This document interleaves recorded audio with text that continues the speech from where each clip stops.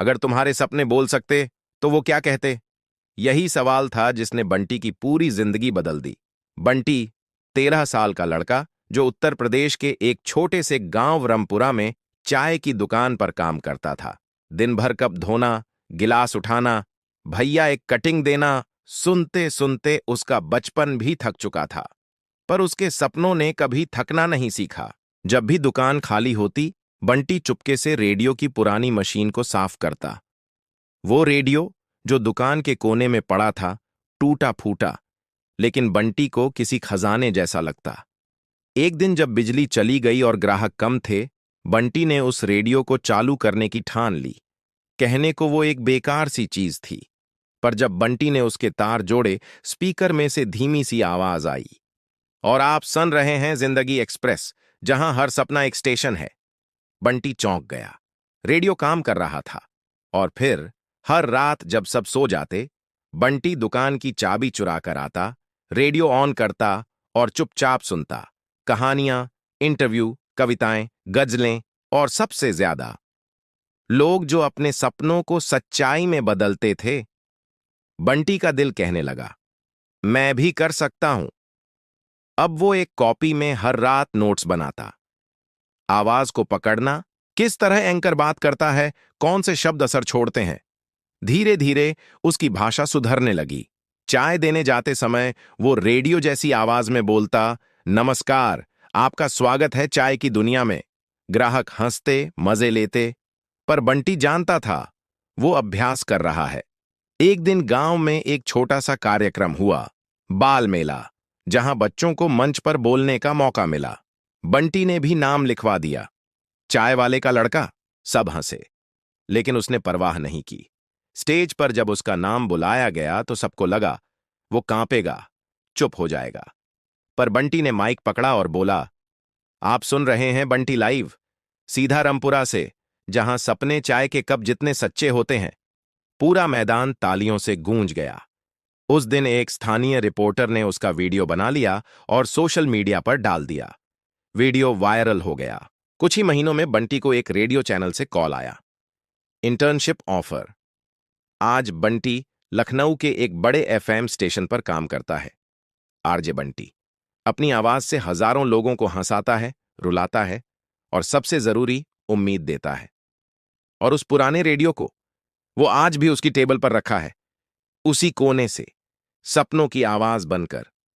कभी मत सोचो कि तुम्हारा सपना छोटा है। हो सकता है वो रेडियो की आवाज की तरह बस थोड़ा धीमा बोल रहा हो। Like, share, subscribe. अगर बंटी की कहानी ने आपको इंस्पायर किया तो कमेंट में लिखो, मेरा सपना जिंदा है। कभी सोचा है कि एक मामूली सा चाय वाला दुनिया की सबसे बड़ी भाषाओं में बोल सकता है, बिना किसी स्कूल गए? ये कहानी है लालू चाय वाले की। कोलकाता के एक पुराने स्टेशन के बाहर उसकी छोटी सी टपरी थी। 4 ईंटें, एक स्टोव, एक केतली और दिन भर उबलती जिंदगी। लेकिन इस चाय की दुकान पर कुछ अलग था। यहां आने वाले हर विदेशी को लालू उसकी ही भाषा में चाय ऑफर करता। बोंजूर सर, चाय? कोनिचिवा मैडम, 1 मसाला टी? गुटन टाग, एक दुम कदक मिलेगा। एक दिन एक पत्रकार रिया मेहता वहां पहुंची। लोग पहले तो मजाक समझते, फिर दंग रह जाते। एक दिन एक पत्रकार रिया मेहता वहां पहुंची।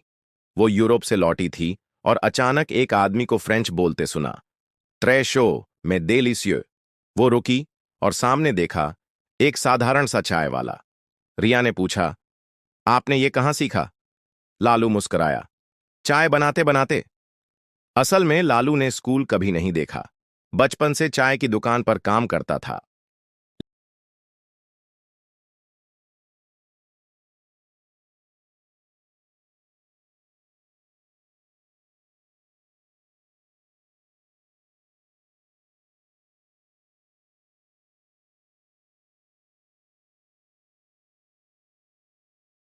लेकिन स्टेशन के बाहर दुनिया भर से लोग आते, विदेशी यात्री, टूरिस्ट, बैकपैकर्स। हर बार कोई नई भाषा, नया लहजा, और लालू उन्हें गौर से सुनता। वापस दुकान पर जाकर रुक रुक कर वही शब्द दोहराता, टिन के डिब्बों पर चौक से लिखता और खुद को सिखाता।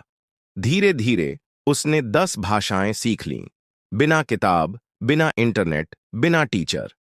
रिया ने ये सब अपने चैनल पर दिखाया, द पॉलीग्लॉट चायवाला, और वीडियो वायरल हो गया। टीवी चैनल्स, विदेशी अखबार, लालू हर बार उन्हीं की भाषा में जवाब देता, विनम्रता से, मुस्कुराते हुए।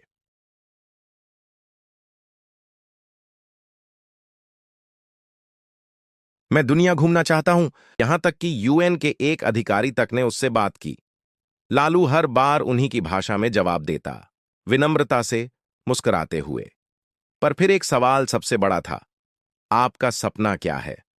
लालू बोला, मैं दुनिया घूमना चाहता हूं और हर देश में अपनी चाय पिलाना चाहता हूं, ताकि उन्हें लगे कि भारत सिर्फ मसालों की नहीं, सपनों की भी जमीन है। कुछ महीनों बाद एक एनजीओ ने उसका सपना सच कर दिया। लालू का पहला इंटरनेशनल स्टॉल लगा, टोक्यो इंटरनेशनल फूड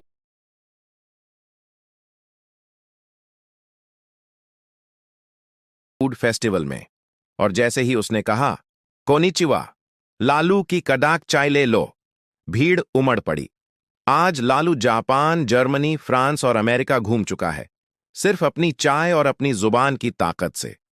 उसकी दुकान अब भी स्टेशन के बाहर है, लेकिन अब वहां एक बोर्ड टंगा है, language many, education zero, dreams infinite. अगर लालू बिना स्कूल गए 10 भाषाओं में बोल सकता है, तो तुम क्या नहीं कर सकते? लाइक ब्यास, शेयर पास, सब्सक्राइब और कमेंट में लिखो, सपनों की कोई भाषा नहीं होती।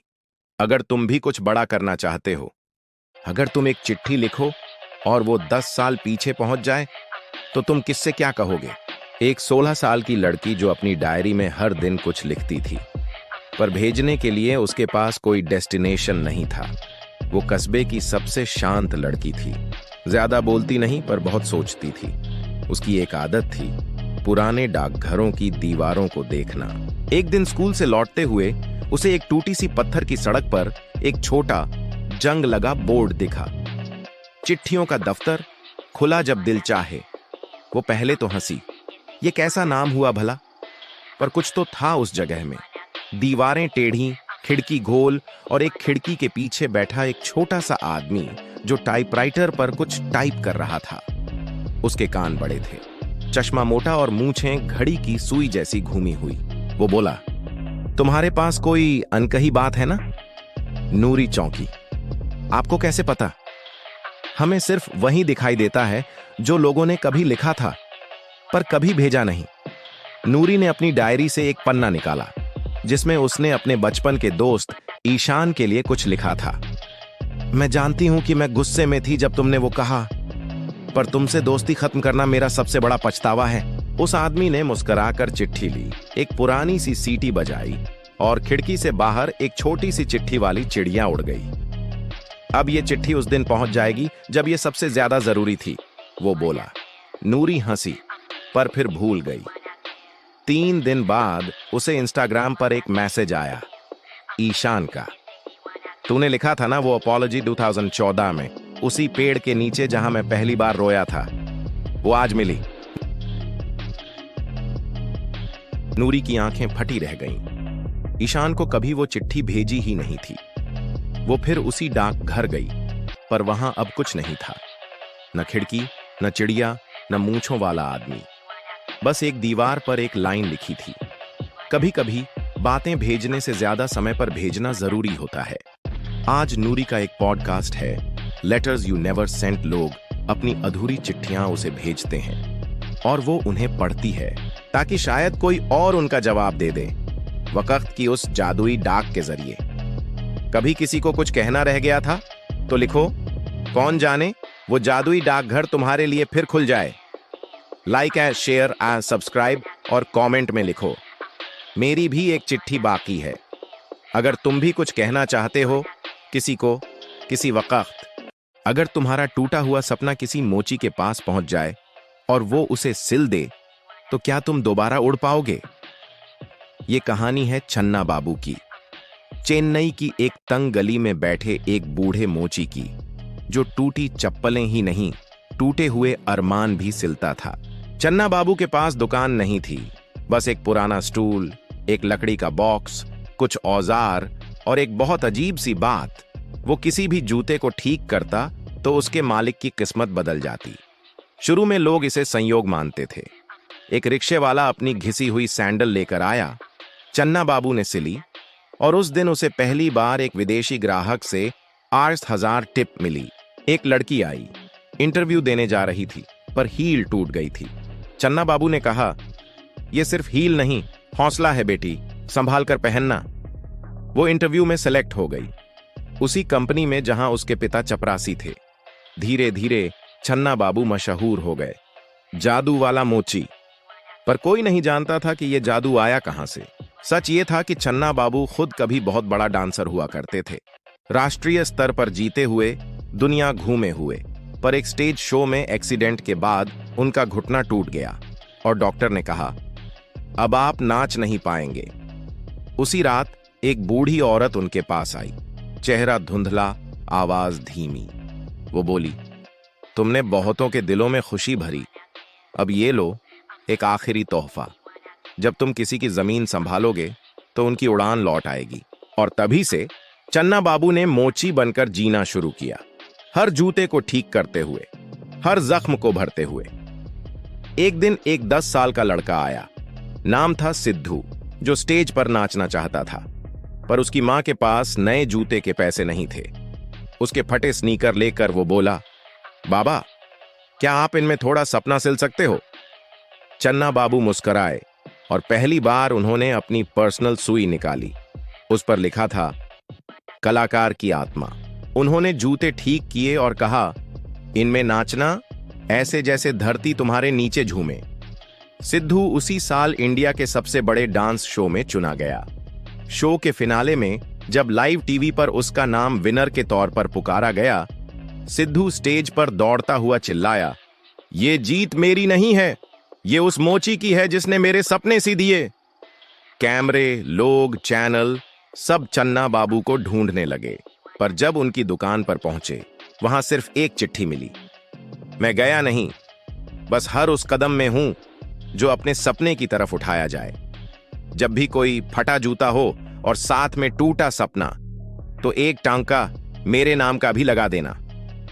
कभी कभी असली जादू ना उड़ने में होता है, ना उछलने में, बल्कि उस इंसान में जो तुम्हारे पांव टिकाकर खड़े होने लायक बना दे।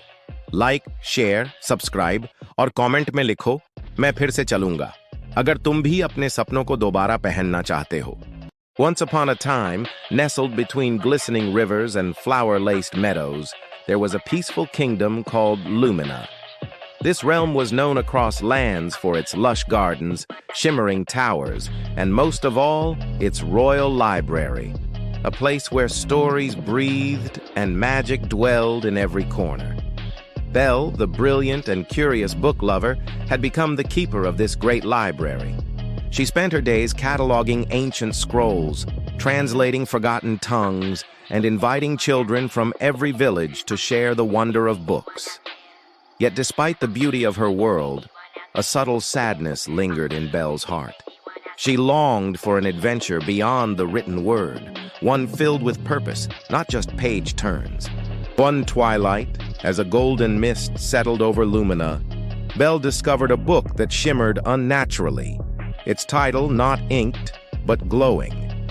The cover read, The Garden of Lost Wishes. No sooner had she opened the book than a swirl of light enveloped her, and in a blink she found herself standing in a glade illuminated by moonflowers and dewdrops that sparkled like stars. There, a graceful figure descended from the air on a stream of starlight.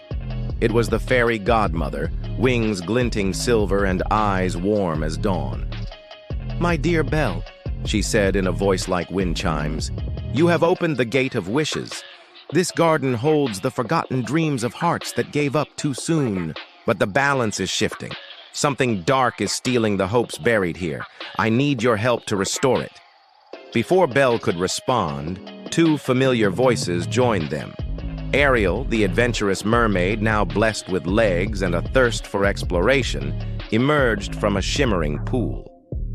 Snow White arrived next, escorted by gentle deer and birds, her kindness as radiant as ever. Together, the trio was tasked with finding the 4 lost wish crystals hidden across enchanted realms, each guarded by a creature shaped by human folly.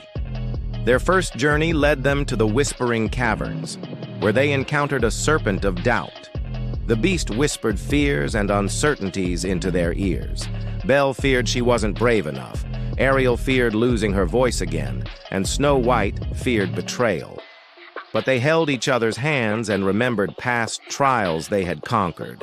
The serpent weakened not by sword, but by self-belief. Next, they crossed the Forest of Vanity, where a dazzling phoenix trapped the second crystal in a cage of mirrors. It challenged them to admire themselves or risk being forgotten. Ariel, once obsessed with surface beauty, sang a song of inner strength, breaking the enchantment. The phoenix bowed and gifted the crystal freely. Their third test came in the Marsh of Envy, where thorns of jealousy grew taller with every step. There they met a lonely girl named Ilara, whose wish to be admired had turned her into a shadow. Snow White embraced her, offering not pity but friendship, teaching her that true joy blooms when shared. The marsh faded into wild flowers, revealing the third crystal in Ilara's tear. For the final crystal, they journeyed to the Tower of Time, where Belle faced her own deepest fear. A reflection of herself, old and alone, surrounded by books, but no one to love or be loved by. Knowledge is powerful, her reflection said, but will you dare to live? Belle gently closed the book in her hands and smiled. Yes, she whispered. I choose to live, not just read. With all 4 crystals returned to the garden's heart, the fairy godmother reappeared. You have rekindled the flames of courage, humility, compassion, and self-worth, she said. These are the foundations of every true wish. The garden bloomed brighter than ever, and from the soil, forgotten hopes took root once more. Children who had given up drawing began again. An old man remembered a dream to sing. A lonely girl picked up her violin.